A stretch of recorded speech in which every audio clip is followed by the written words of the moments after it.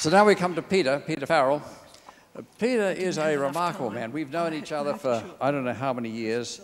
Peter is highly charged, I'll put it this way, very intelligent, bioengineer, chemical engineer, multi-university, both qualifications, and as a resident both of Australia and the United States, recognized particularly in the United States for his entrepreneurship in terms of health services. He's been Australian Entrepreneur of the Year in 2001, National Entrepreneur of the Year in 2005 for health services, all those sorts of things. And who would have thought that this is the man that helps you just go to sleep? I mean, you're not going to put us to sleep, I know that, Peter, when you tell us about the success of the business that you've really created over the last 20, 25 years. And we'd love to hear the story and just concentrate our minds on this innovation and entrepreneurship that you've demonstrated to the benefit of tens of thousands of people who sleep better. Millions. Millions. Whoa, here are millions. We're underselling it. All right, let's come and hear the story, Peter. Okay, thank you, Hugh. I was, for those of you that were looking, I was furiously making notes. And although, Mike, I found your talk and Claire's talk terrific, I was told my slides hadn't arrived.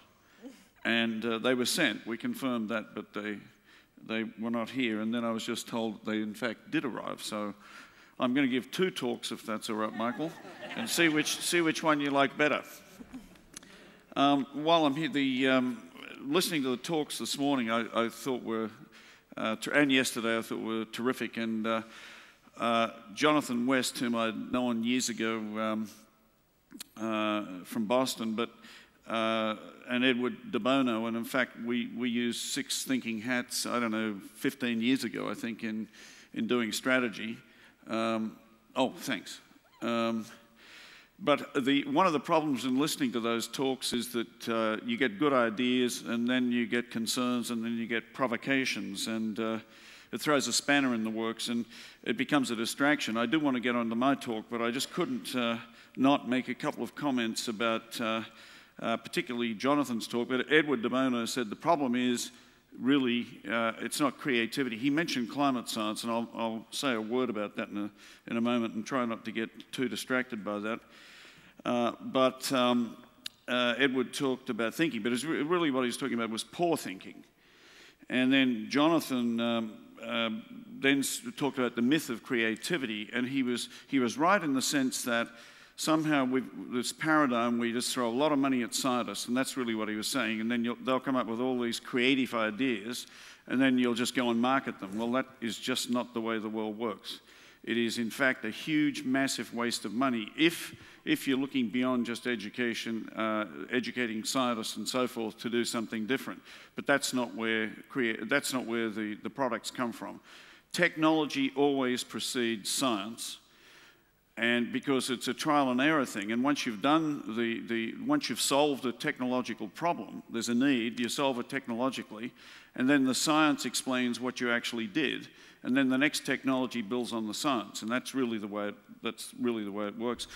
And Jonathan talked about these 3 innovations, and he mentioned the Haber-Bosch process. Well, that was kind of music to my ears because I did undergraduate chemical engineering, and we did fixation of nitrogen. I don't want to go into that, but when he mentioned that, I immediately thought of a name that I'm sure nobody out here has heard of. Has anyone in the audience heard of Norman Borlaug? Anybody? Norman Borlaug? Green Revolution. Perfect. Thank you. Peter Elliott, go to the head of the class. But I immediately thought of him, and here it is, nobody's heard of him. He did a Ph.D. in plant pathology and genetics at the University of Minnesota in 1942. But what he really did was developed high-yield, disease-resistant wheat. And in fact, he's one of about 5 people who got a Nobel Prize for peace, which of course anybody can get. I mean, Obama got one for showing up. But how many people know that the Nobel Prize for Peace is the only one that's not given by the Swedish academies? and the selection committee of 5 Norwegian politicians. And I'm not kidding. That's where you get some good people and some just shocking, absolutely shocking examples of Nobel Peace Prizes. And one I'm thinking of was Pachauri and the IPCC and Al Gore, but I don't want to get distracted there, which I think was just also as big a joke as Obama. Anyway, Borlaug also got the Presidential Medal of Freedom and the Congressional Gold Medal of the United States House. And as I say, one of five or six people ever to do that. It is estimated that his developments saved the lives of over 1 billion people. He's a real hero and a real innovator because he applied some of those concepts that he did learn in college. Jonathan also spoke about how most ideas are garbage. He called them innovations, and I do want to define innovation in a moment. I think I've got it on a slide, but and the way I put it is, how do you make selections between the really bad innovations? Jonathan also talked about the bureaucracy, the 75,000 pages in the register, all the reasons why you can't do things. And the way I put it is this: you have a brain, which is objective, hopefully, most people. You have your heart, and then you have your gut, the gut instinct, a gut idea, the heart. I know in my heart I'm right. I know in my gut that that's the right way to do things. But that's totally subjective, and you need data to ground you, and that's the brain. Who collected the data? How were the data verified? Who did the verification? What methodology did they use? And so on and so forth. Now, as an example there, and I'll get onto my talk in a couple of minutes. I've still got a couple of minutes left. Now, but this is the danger of telling me I had no slides, so I have to think, what the hell am I going to talk about? We have slides. I know. I've got them now. I've got them now, and I'm going to make one more comment, and then I'm going to get on to my talk. But if you think about it now, I know Rufus yesterday said, oh, we should have solved this climate change problem. Well, I will say that climate's been changing for millennia. Climate will always change, and we don't know why it changes. To put it all down to CO2 is just ridiculous. How many people know that the total amount of man-made CO2, diesels, coal, etc., is 3% of the total CO2? So I have a problem with that. 3% is causing all our problems. When you breathe out between 4 and 5% CO2 in your breath. Why? Because when you eat sugar, protein, you take in oxygen, you digest it, and you produce, guess what? CO2 and water. And then plants, crops pick up CO2 and water with a process called photosynthesis. 6 CO2s plus 6 H2Os, photosynthesis, chlorophyll, photons, gives you C6H12O6, aka sugar, plus that dreadful metabolite, oxygen, 6 molecules of oxygen. It's a cycle. So when you breathe out, the amount of CO2 in your breath is 4.5% on the average, which is 45,000 parts per million by volume, which is over 100 times what it is in the atmosphere. If you're an astronaut or in a nuclear sub, presumably NASA and the Navy don't want to open up their capsules after the astronauts or the crew members have been under the ocean surface for many months or circling the planet for 10, 12, 16 weeks. They don't want to, oh my God, they're all dead. So what do you think the CO2 level is in the capsules and in the nuclear subs? I'll tell you, it's 8,000 parts per million is the safe level. 20 times what it is in the atmosphere. I could go on, but I'll stop there. But whenever anybody says scientific consensus, that means you haven't got a clue, because science isn't about taking a vote. Do you think Einstein said E equals mc squared? I can't wait to get the boys together and take a vote. And Michael Faraday, who discovered benzene, diamagnetism, the laws of electrolysis, and also electromagnetic induction, without which we wouldn't have electric motors. Faraday, when I was a student at MIT 100 years ago, I had to read a lot of papers by a guy called Scatcherd, George Scatcherd, brilliant guy. I don't even know why I was reading them, but he was giving a talk at the Faraday Society in London, and he said, I'm a great admirer of Faraday, arguably the best experimentalist and the best theoretician who ever lived. And he quoted Faraday. Faraday said, I hold my theories by my fingertips so that the least breeze of fact might blow them away. That's science. And in science, it's not about consensus. You just need one person to be right. And that's it. Okay, I'm going to get off my climate thing now. Hopefully some of you will listen to what I have to say. Now, Resmed is a company based on innovation, entrepreneurship, and interactive leadership. So let me define interactive leadership. Leadership is about passion. It's about vision. And no one man can do everything. It's a team.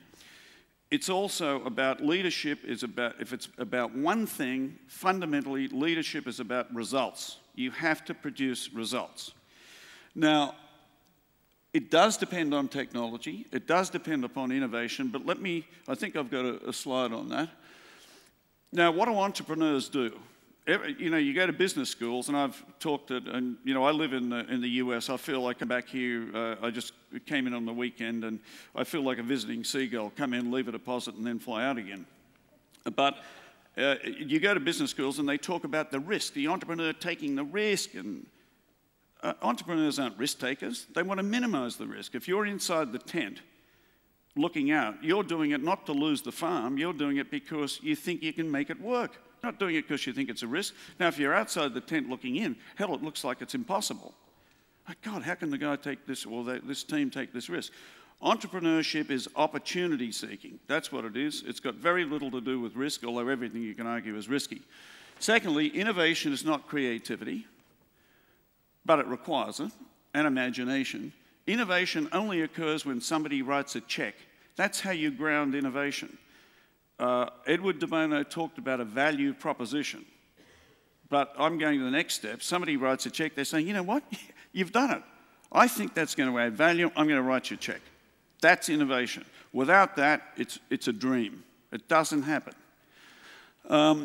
So technology has been and always will be the turbocharger of economic growth. And if innovation is the key to wealth creation, technology is the enabler in general. And Bob Solow at MIT won the Nobel Prize in economics, and that's a real one.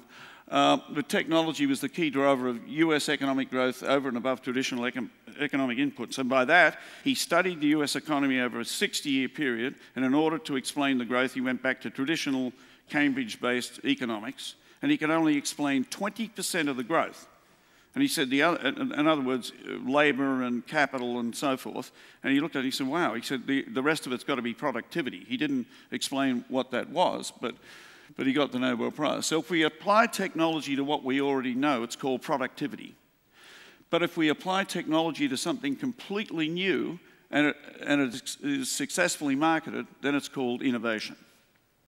So I got this from Andy Grove, you'll know, who's the founder and longtime chairman CEO of Intel. And everybody's heard of Intel. Intel Inside, it's inside your computer.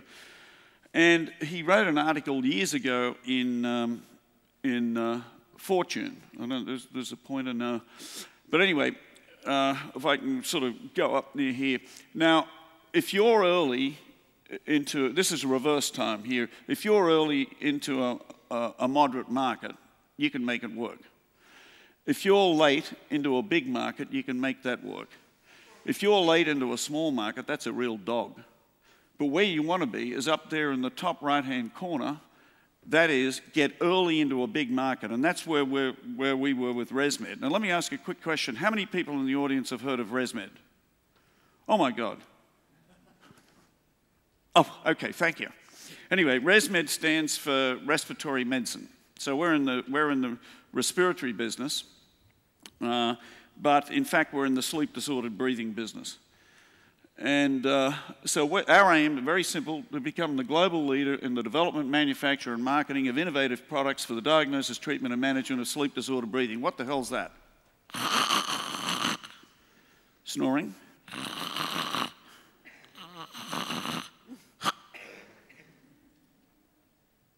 That's an apnea. My upper airway is closed, and I'm trying to take air in, and eventually my lips go blue, and the carotid bodies in the carotid arteries, chemoreceptors measuring oxygen levels, tell the brain that if you don't wake up, buddy, you're dead. So then I go, and my heart rate doubles and my blood pressure doubles. Do you think that's good for you? It's actually not, and it can kill you. So that's sleep-disordered breathing, part of it. So we were born 21 years ago, and over the past 20 years, we've grown at a CAGR, a compound annual growth rate of 20% at the top line and 20% at the bottom. We've had 62 consecutive record quarters since we listed on NASDAQ, and then we switched to the New York Stock Exchange in 1999 because we were worried about volatility. Anyway, so our revenues, June 30 of this year, we hit 1.1 billion and an NPAT, a net profit after tax of approximately 18%, and if you work that out, it's about $200 million at the bottom line. So we've been making money for 18 years. 19 years, no, 21. The first 2 years we lost a bit of money and then we made it. And our market cap's about 5 billion US. We have not started. We absolutely have not started. So now this is 17 years ago, an editorial for those of you in the medical business. The New England Journal of Medicine is the clinical Bible. Now, this was an editorial, April 1993, among specific sleep disorders, the most serious in terms of morbidity and mortality is obstructive sleep apnea. It is time for the nation to wake up to the staggering impact of sleep disturbances on the health and welfare of our society, an impact that rivals that of smoking. You'd think they'd be manning the barriers. Mike talked about silos within his own company. Try silos. I've been attached to Harvard Medical School, at least the Division of Sleep Medicine, for the last 12 years. And I am staggered that there hasn't been more interaction across these silos. And I'll tell you why I find it absolutely staggering. Now, sleep-disordered breathing affects 20 to 30% of all adults. Our data show 30%, it's published at 20. That is a huge, huge number. We have not started. This is a marathon and we're literally just lacing our shoes. We have not started in this business. And I can see 5 billion within a few years. Now look at this. Hypertension, 40 to 50%. There are 65 million hypertensive sufferers in the United States alone. 50% of them have sleep disorder breathing. If you treat it with nasal CPAP, which is a little mask and a device about this big, when I first saw it, it was like a toilet seat impaling the person. And the machine, you couldn't lift it, and it sounded like a freight train. And so our contribution was we took all that and turned it into something that you could sell. So the idea, and I was Colin Sullivan at the University of Sydney Medical School, and I chatted to him in June of 1986. I didn't know what the hell he was talking about. I wish I could tell you the story. But anyway, we took the idea, did a deal with the university, which we're still working through, because it's the University of Sydney. For those of you that are Sydney graduates, you'll understand they're reluctantly being dragged into the 1600s. But anyway, if you have type 2 diabetes, it is 80% prevalence. If you treat the sleep disorder breathing, you treat the hypertension invariably associated with type 2 diabetes, you also treat metabolic syndrome. It treats the diabetes. If you have heart disease, it also treats the heart disease, because this terrible disease causes afterload and preload on the heart, and it activates sympathetic neural activity, which I don't have time to talk about because Michael keeps holding up a sign there. But anyway, it produces catecholamines, norepinephrine and epinephrine, which are vasoconstrictors and vasodilators. A little bit technical there, so we won't go there. Anesthesiology, patient-controlled anesthesia, huge problem there. If you have obstructive sleep apnea, when you go under the gas, you're given basically central sleep apnea because the brain's not telling the body to breathe. That's why you get intubated. But if you have day surgery, like arthroscopy of the knee or rotator cuff surgery, and you're sent home on patient-controlled anesthesia, generally they're opioids, and what do? They down-regulate the central nervous system, so you end up with obstructive and central sleep apnea, and good luck. Stroke, 70% have sleep-disordered breathing, and the misdiagnosis is just absolutely shocking. I had breakfast this morning, actually, with a guy from Monash. Monash is setting up a fully integrated school, interdisciplinary. They're doing a great job. Matt Norton is the sleep physician at the Alfred Hospital. This is not a pitch for Matt, but they get it. There's a really good sleep community in Melbourne. So let me summarise. It's a major public health problem on a level equivalent to that of tobacco smoking. Sleep-disordered breathing, which is the broader context, is a major cause of hypertension, which is in turn the major cause of heart disease and stroke, the number 1 and number 3 killers, cancer being 2, and number 4 is chronic obstructive pulmonary disease, where there's a huge amount of sleep-disordered breathing as well. It's easy to diagnose, unbelievably easy to treat, and it's been shockingly neglected by the medical establishment.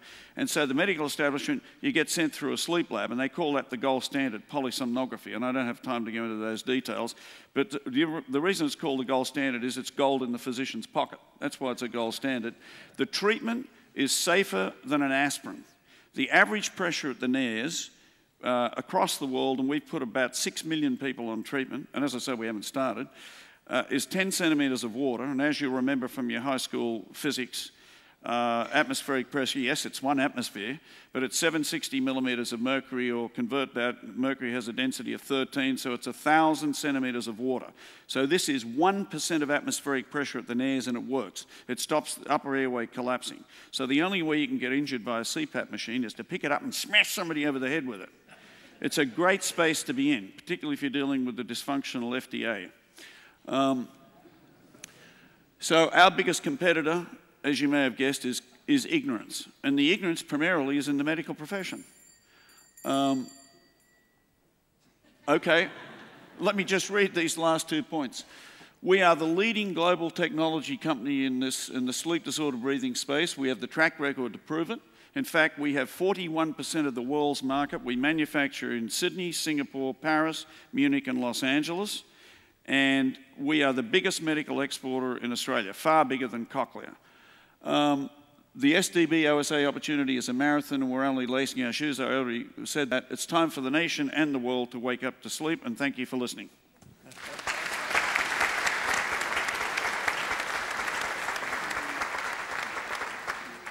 Well, Peter, thank you for a crash course in sleep medicine.